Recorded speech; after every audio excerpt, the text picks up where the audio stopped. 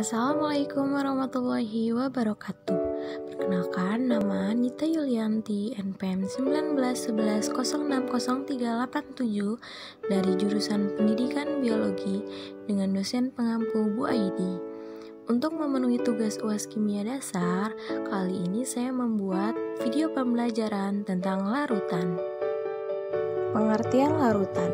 Larutan adalah campuran homogen dua zat atau lebih yang saling melarutkan dan masing-masing zat penyusunnya tidak dapat dibedakan lagi secara fisik.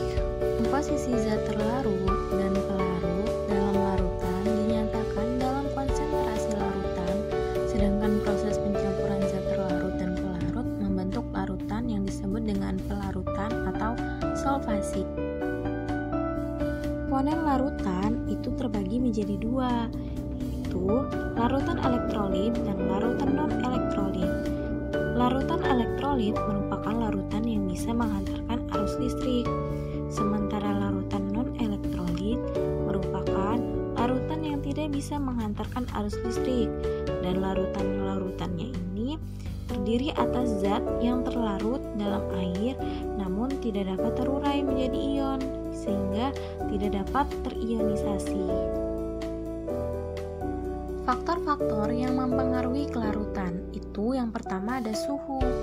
Jika kelarutan zat padat meningkat ketika suhu dinaikkan, maka kelarutan gas dalam larutan berkurang akibat kenaikan suhu. Contoh, perubahan suhu terhadap kelarutan gas oksigen dalam air sangat dirasakan oleh ikan. Yang kedua, ada tekanan. Semakin besar tekanan yang diberikan terhadap gas, semakin tinggi kelarutan gas tersebut di dalam zat cair. Selanjutnya ada konsentrasi. Konsentrasi merupakan cara untuk menyatakan hubungan kuantitatif antara zat terlarut dan pelarut. Menyatakan konsentrasi larutan ada beberapa macam, diantaranya ada fraksi mol, ada persen berat, ada molalitas, ada molaritas, serta ada normalitas. Fraksi mol adalah perbandingan antara jumlah mol suatu komponen dengan jumlah mol seluruh komponen yang terdapat dalam larutan. Sementara persen berat menyatakan gram berat zat terlarut dalam 100 gram larutan. Dan molalitas itu satuannya M. Molalitas menyatakan mol zat terlarut dalam 1000 gram pelarut.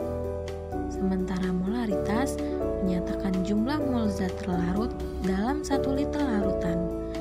Dan yang terakhir ada normalitas, satuannya N. Normalitas menyatakan jumlah mol ekivalen zat terlarut dalam 1 liter larutan.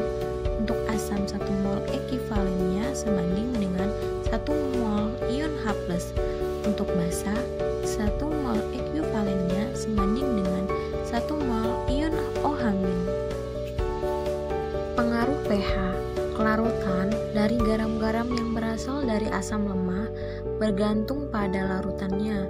Contoh, asam oksalat saat dilarutkan ke dalam air akan melepaskan ion H+ dan ion C2O24-.